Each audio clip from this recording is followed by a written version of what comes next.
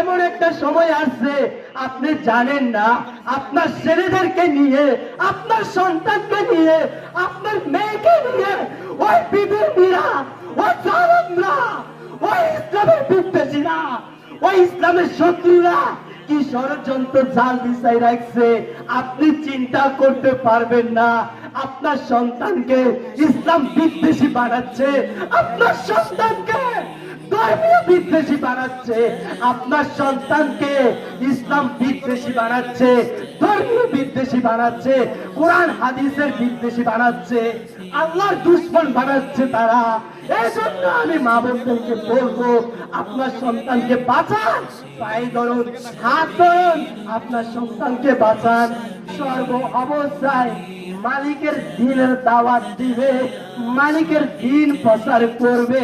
আচ্ছা বলেন, আপনার পরিবারের 10 জন সদস্য, 5 জন সদস্য, 60 জন সদস্য, বলেন এই 60 জন সদস্যর মাধ্যমে কয়জন আছে যে দিন প্রচার করতেছে, যে দিনের খেদমত করছে? এটা নফল নয়, এটা ফরজ।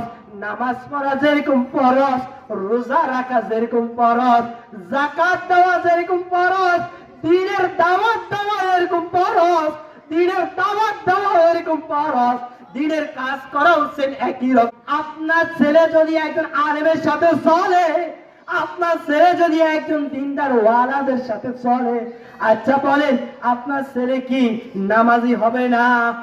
বলেন নামাজি হবে নি? ও আমার মা বোনেরা, 100% আমি বলতে পারবো আপনার ছেলে 100% নামাজি হবে।